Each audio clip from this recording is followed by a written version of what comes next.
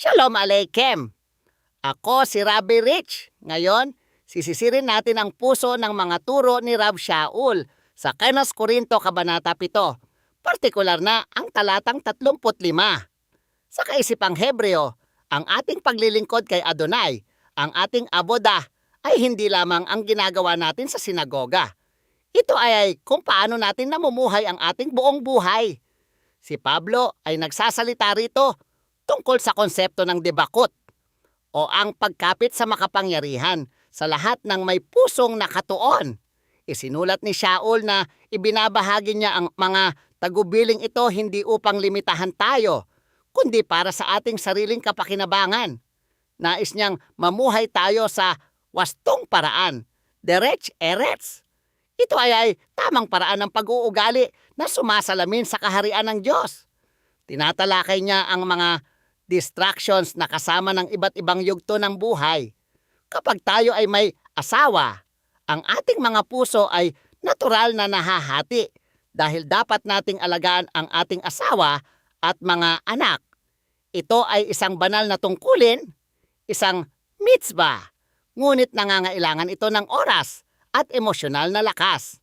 Sa kabaligtaran, ang mga walang asawa ay may natatanging pagkakataon para sa hitbodidut, bukod at konsentradong oras kasama si Yeshua.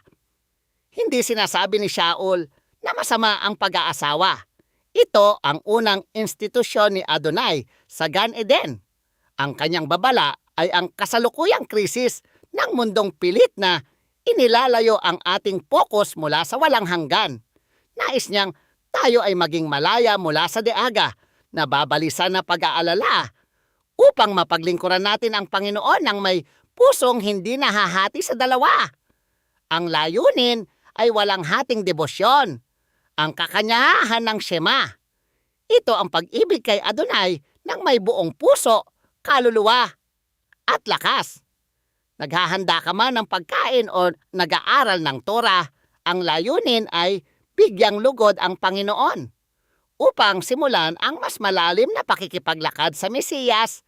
Bisitahin ang Walk with Yeshua app sa paglalarawan. Ngayon, tingnan natin ng mas malalim ang halaga na binanggit sa kabanatang ito. Binili kayo sa isang halaga. Kayo ay isang ebed, isang lingkod ng Mesiyas. Sa sinaunang mundo, pinipili ng isang alipin na manatili dahil sa pag-ibig. Hindi tayo sumusunod sa tuntunin para sa kaligtasan. Sumusunod tayo dahil tinubos na tayo ng dugo ng kordero. Opinyon ni Shaul, sa pananatiling walang asawa ay batay sa kanyang karanasan ng kabuuang pagsuko. Hindi siya naglalagay ng legalistikong mabigat na pamatok. Nag-aalok siya ng landas ng kalayaan. Kung may asawa ka, parangalan ang iyong asawa bilang regalo mula kay Adonai. Kung wala kang asawa, gamitin ang oras upang itayo ang kaharian ng may pokus. Ang parehong landas, kapag nilalakaran sa espiritu, ay humahantong sa buhay ng kapayapaan at kabanalan. Pagpalaing ka nawa ni Adonai at ingatan ka. Bigyan ka nawa niya ng lakas na mamuhay ng may pusong ganap na nakatuon sa kanya. Maging matatag. At inaasahan kong makakasama ko kayo sa ating susunod na pag-aaral. Shalom!